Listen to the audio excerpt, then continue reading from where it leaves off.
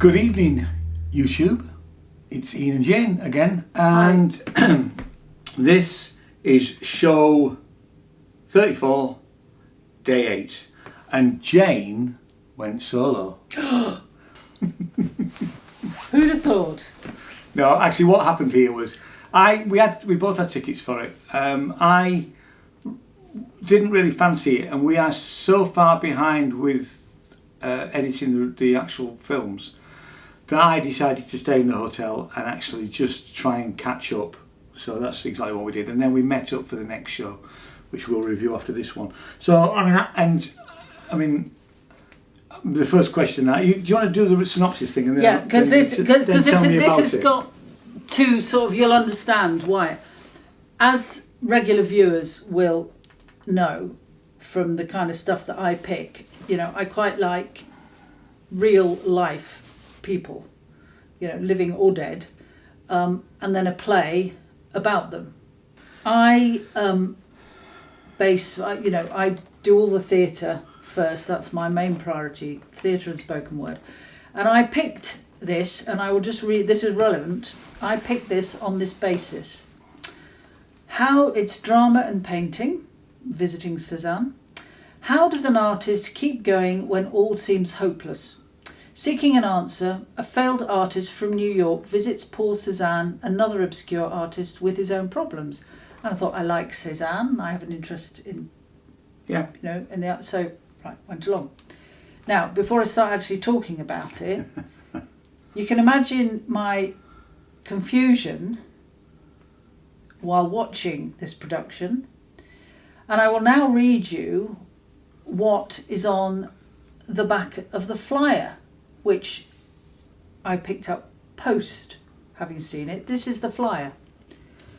Visiting Cezanne tells the story of Nora, an obscure artist who visits the Metropolitan Museum in New York in 2016. Then things get really weird. From there, she travels back to 1900 and southern France, where she meets Paul Cezanne, burdened with his own issues. Nora desperately wants to get back to 2016, and Cezanne does little to help her. Also ensnared in Nora's crises are an art historian from Utah and Cezanne's gardener.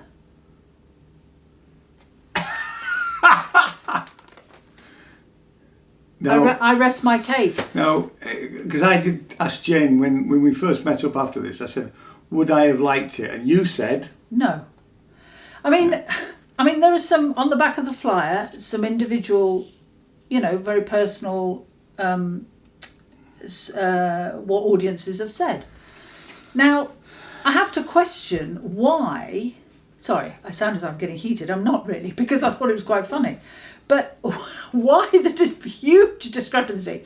I mean, had I known it was going to involve time travel, I love time travel, but I wasn't expecting it. So I was a little bit bemused when it started off.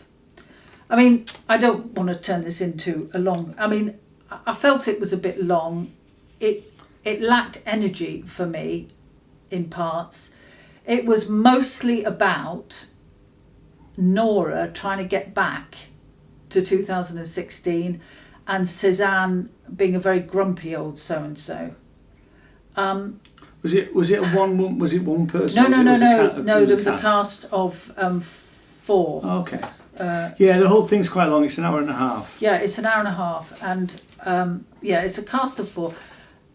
The individual actors each acted their own part, and I thought the gentleman playing Mark Coleman, who played Paul Cezanne, bore an uncanny resemblance, as did Fergus McCann to he played his gardener, who Cezanne painted quite a lot, and you would recognise photographs of him, and he looked a little bit like him, so that was quite interesting.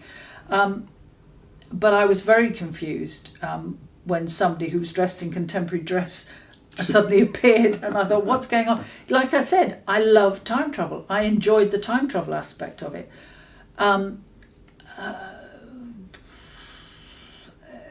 So yes, we had images of Cezanne's paintings on the stage, which I enjoyed.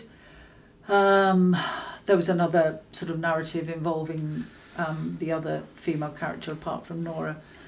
Do you think it was a good play?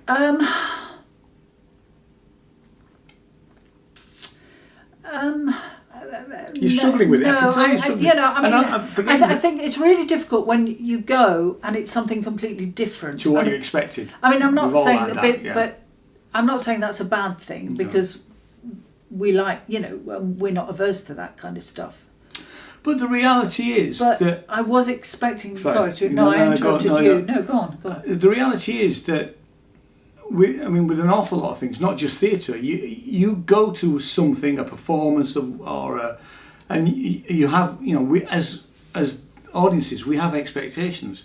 Now, if the theatre company or the musician or the comedian fails in that, then it is a proper failure. I mean, I did not enjoy it. I'm glad I didn't go. But I did find, Cezanne being grumpy all the time,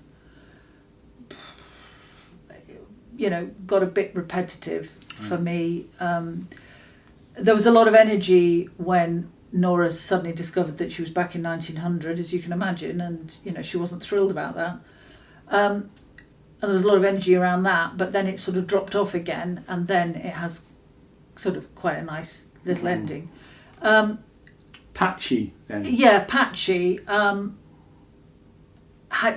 Even though I like time travel, would I, if that description had been in the programme, would I have picked it? I can't answer that. I'm just looking on the website. But I picked it on the grounds that I thought it was going to be a lot more about Cezanne. I mean, it was, but not in the way I thought it was going to be. It does say here on the website that she unexpectedly travels to the artist's studio. So I mean, the information is there, but if you go from that, then it's very, very different. This is why you need to be coming to the 21st century, Ginny.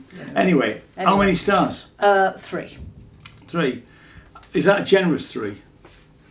No, I think that's fine. No, okay, I think that's fine. No. If this sounds like your sort of bag, it's on every day till the 28th at the Hill Street Theatre, Alba Theatre. It's on at 10 to 3 every day, and it costs, I just find a price, £15 full price, £12 concession. So if it sounds like your sort of thing, go see it. I'm glad I didn't, to be fair. Anything else? Nope. Thanks so much for watching. We'll see you in the next video. Cheers. Cheers. Bye.